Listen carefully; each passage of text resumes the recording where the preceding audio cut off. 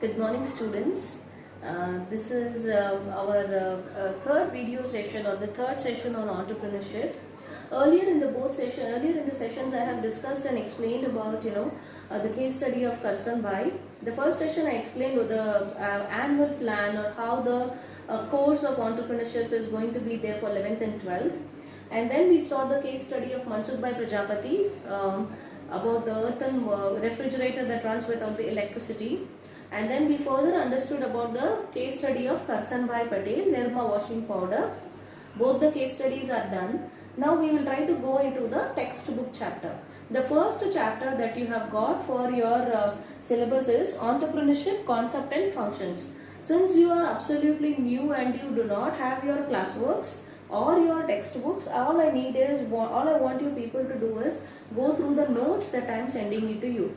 Your notes are sent in the format of PowerPoint presentation with pictures so that there is clarity. You can read and go through the notes. I am not insisting on you people to write and take down points. You can just go through the PPT and listen to the video, right? So when you are listening to the video, make sure that the PPT is there. You can put on the headphones, listen to the video, at the same time you'll observe the PPT. Task made simpler, right? In case any of you feel like you want me to repeat the case studies, please let know. I will explain it again or I'll send the video again. Right now we'll go into the concept. What is this entrepreneurship? The first session I have covered, but again I am repeating. Entrepreneurship is a voyage, that is on board, that is very innovative, that is very creative, that is very challenging, where creative men and women who like to do all those constructive things that nobody else wants to do or nobody else has got the courage to do that task. Very few people have got the guts, the courage to become the entrepreneur. As I told you, entrepreneur word is derived from the French word which means to come forward and take the risk. During the war period, the first line of soldiers are referred to as entrepreneurs because they are the first people who are going to take the forward march. Similarly, those people who are very creative and innovative, and those men and women who are having the daring courage to move forward, take the risk in life, go for entrepreneurship. See how they make a fortune out of their ideas. Their brains are so very capable and intellectual that they make their fortune barely with their ideas. With zero paisa in their hand, they can start great business because they have a high thinking capability and mental ability that they make a fortune out of their ideas. The school too, for taking example, Sadhu Vaswani International School, even though it comes under the concept of social entrepreneurship, our Guruji, Sadhuji started the school with only 1 rupee in his hand. But he had a great idea, great concept. That idea and concept is more important, students. With that idea, he made a fortune. Today, internationally, in India only, we have 15 branches, and abroad we are opening so many branches. His legacy is passing on. How it was a possibility with only 1 rupee? He had a fantastic idea in his mind. And that idea only till today is working, right? So they make a fortune out of their ideas. Success never goes to their heads. Once success goes to your head, that is the day pride comes before a fall. Success never goes into the heads of entrepreneurs. They simply don't have time for it. They are never carried away or taken. They don't take success for granted. They are really hardworking. Each setback, each time they fall down, each time they feel miserable. Each time whenever they fail, they get up one more time. You hit them 1,000 times, put them down 1,000th one time, they will get up and stand and they'll fight. That's an entrepreneur. That's a very rare quality. Not everybody can become an entrepreneur. Alright? If I tell you the struggles and life story of Dhirubhai Ambani, Ratan Tata and all, you'll go crazy mad. How this person got up so many times. How this person did not accept failure. How did not he become depressed. That's the thing, that's the most challenging factor an entrepreneur has got. Entrepreneurship is the freedom to do what one chooses to do with all the intention of with accepting profits and losses alike. Not all businesses get profit at the same time, children. When I start the business the same day, I won't become a millionaire. It takes a lot of struggle, it takes a lot of hard work, it takes a lot of courage. I'm into my struggle period. After the struggle period only success comes. And during the struggle period, I don't give up. If I give up, I'm not an entrepreneur. Right? So this is a small picture of an entrepreneurship. Now, what is entrepreneurship? Now, entrepreneurship again is always defined by its results, and it is not defined by the it is it's not by the attributes. It's a passion. It's all about commercial, commercial risk that I take.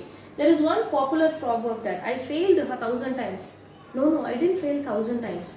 I learned 1,000 different ways of not doing a particular thing. Because I failed, I know that this is not the right thing to do. I understood, I learned from my failures. I learned 1,000 new ways of not doing a particular task. That is how an entrepreneur reacts to his failures. And 1,000th one time, he is a better person. He doesn't give up. Right? A true entrepreneur uses not only his senses, 1 to 5 common senses everybody has got. He uses the 6th sense, 7th sense, 8th sense, 9th sense, and so on. 6th to 9th sense, do they really exist? They do not exist, but it is his experience, it is his capability, it is his ideas, from where he is getting so many ideas. If you look into the market or product in the world today, the commercial business world today, thousands of products are available in the market. Thousands and thousands, crores, Japanese, German, international products. From where are they getting ideas to manufacture all these products?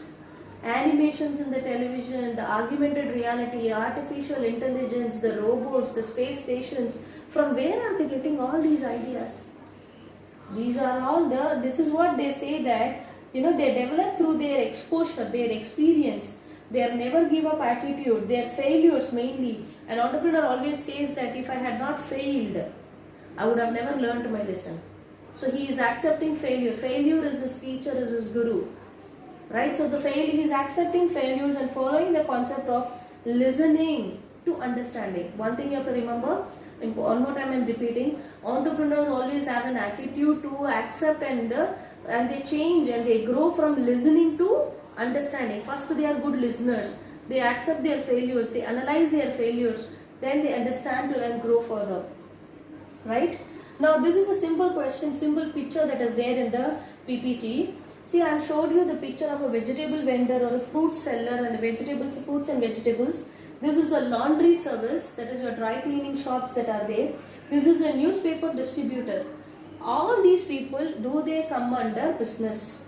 Are they entrepreneurs? That is a simple question. A vegetable vendor, a newspaper distributor or a laundry service person, does he come under the category of, an entrepreneur? Can he be called as a businessman? To tell you the answer very frankly, we have been talking about Mansukh, we are talking about Ratan Tata, we are talking about Ambani, we are talking about Deep Kurla, so many business magnates, but we are not talking about these people. These people also come under the category of entrepreneurs only, because to a small or a large extent, based on their capability, they are also taking risk. A newspaper seller is also taking risk, a vegetable seller is also taking risk. The risk is small, accepted. Their profit is small. Greater the risk, greater the profit. Lower the risk, lower the profit. But they are also taking risk. So they also come under the category of entrepreneurs only. Now to tell you, today's age, long ago, about which I will be discussing in the next session, before industrialization and all, most of the business was production oriented. Product should be there, some kind of product, pots. When man converted from jungle life, cave life, and he moved to a society kind of structure, very limited product range was there. Today, if I say shampoo, 100 varieties of shampoo. If I say toilet soap, then soap varieties are 100. Hand wash and sanitizer, 100 varieties. And everybody claims that all of them are best. However, the problem remains the same. The hair fall is the same, but the shampoos that are claiming that they're going to serve the purpose are too many. Yes? So, from where is it? So, today, it is not like olden days. Today, most businesses are idea-centric. They are not product-centric. Idea is more important. A solution to the problem is more important than the product. You will not focus more on the production. You will focus more on the ideas. The key to success in business is not only inheritance. See, my dad was a businessman. The business is in my DNA. It is in my blood. My great-grandfather also did business. I am going to be a businessman. Not at all. Not at all. If you watch Hindi movies, you can watch this Dil Dhadakne Do, where Ranveer Singh and Priyanka Chopra play the brother and sister role, where the father believes that he is a businessman, but he is a horrible businessman. However, Priyanka Chopra establishes as a very good businesswoman. So it need not be inherited. That is what I am trying to say. Business is not inheritance. Business is your charisma, your capability, your zeal, your passion. It is developed by understanding what is business.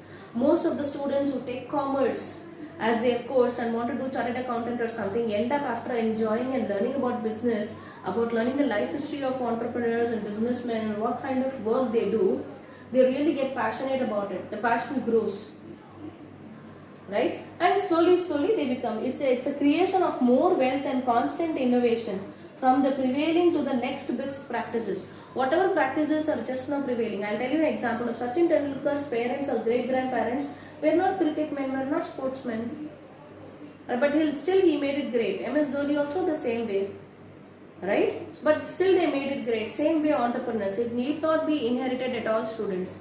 Entrepreneurship is a concept that is developed. It is a passion. It is a zeal. It is an attitude in your mind that you want to be the boss. You don't want to subordinately work under someone.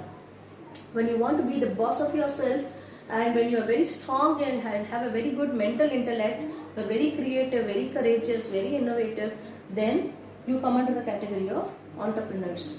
Ma'am, I have everything, ma'am, but I am not creative. I am not innovative. You need not be. There are some people called as imitative entrepreneurs, about which I will teach you. If you have the passion to become an entrepreneur and rule the world or rule the people, then you come under the category of entrepreneurs. Whatever prevailing practices is there, we need better than the best. Easy example, student, day-to-day life. Tupperware water bottle is there.